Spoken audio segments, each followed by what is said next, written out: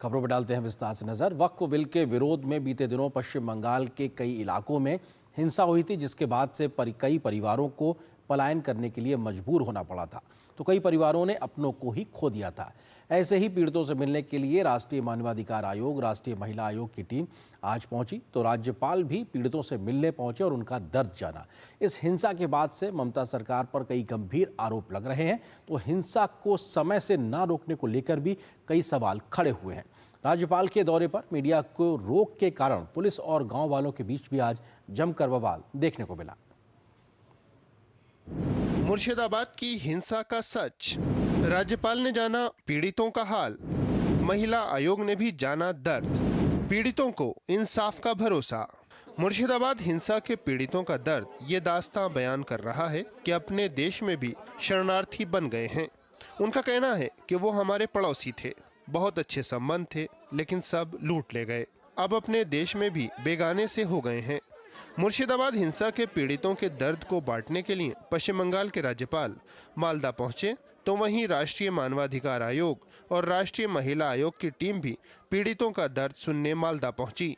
मुर्शिदाबाद में वक्फ कानून के खिलाफ प्रदर्शन के बाद फैली हिंसा के पीड़ितों से मिलने के लिए पश्चिम बंगाल के राज्यपाल डॉक्टर सीवी आनंद बोस मालदा पहुंचे। राज्यपाल सियालदाह रेलवे स्टेशन से ट्रेन के जरिए मालदा पहुंचे।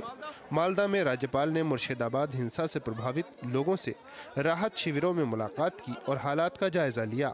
इससे पहले मुख्यमंत्री ममता बनर्जी ने राज्यपाल से मुर्शिदाबाद यात्रा टालने का आग्रह किया था, जिसे उन्होंने नजरअंदाज कर दिया। राजभवन सूत्रों के अनुसार शनिवार को राज्यपाल शमशेरगंज, धुलियाना, सुत्ती और फरक्का जैसे इलाकों का दौरा कर सकते हैं। इन इलाकों में हाल ही में वक्फ कानून के खिलाफ विरोध के दौरान हिंसा भड़क उठी थी, जिससे 3 लोगों की मौत हो गई थी। राज्यपाल की मृतकों के परिजनों से मिलने की योजना है। मालदा पहुंचने पर राज्यपाल ने कहा कि कानून व्यवस्था को बनाए रखना राज्य सरकार की जिम्मेदारी है। अगर राज्य को मदद की जरूरत है तो हम केंद्रीय बल भेजने के लिए तैयार हैं। उन्होंने कहा कि बंगाल में हिंसा की घटनाएं लंबे समय से हो रही हैं और हिंसा बर्दाश्त नहीं की जा सकती और कड़ी कार्रवाई की जाएगी। All of them told me they should go back at the earliest. For that they said, number one, we want protection, sense of security.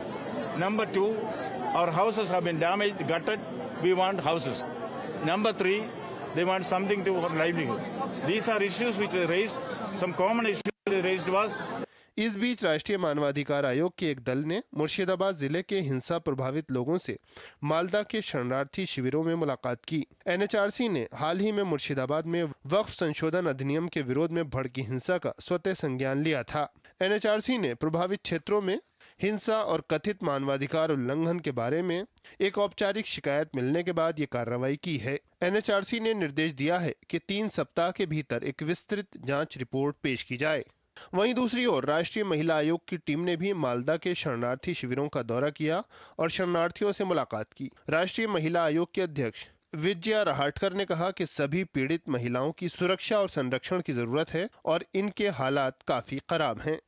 यहाँ पे इस कैंप महिलाएं हैं, बच्चे हैं, उन सभी को मैं मिली हूँ।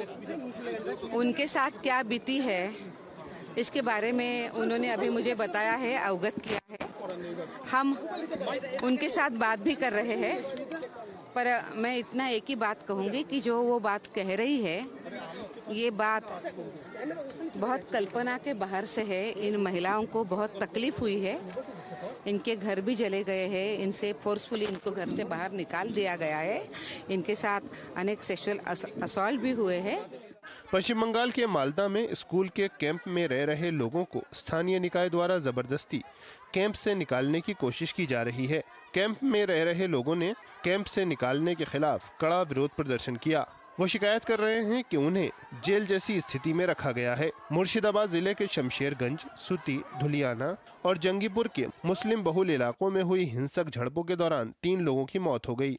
कई स्थानीय निवासी अपनी जान बचाने के लिए अपने घर छोड़कर भाग गए और उन्होंने पड़ोसी मालदा जिले में बनाए गए शिविरों में शरण ली। ये हिंसा केंद्र सरकार द्वारा हाल में वक्फ अधिनियम में किए गए संशोधनों के खिलाफ व्यापक विरोध के बीच हुई। मुर्शिदाबाद में हिंसा के मामले की जांच के लिए राज्य सरकार ने 20 सदस्यीय विशेष जांच दल एसआईटी का गठन किया है। हाई कोर्ट ने विस्थापितों की वापसी के लिए कमेटी बनाने का निर्देश दिया और प्रभावित इलाकों में केंद्रीय बलों की तैनाती भी सुनिश्चित की गई है। प्रसन्नजीत बख्शी के साथ ब्यूरो रिपोर्ट, डीडी न्यूज।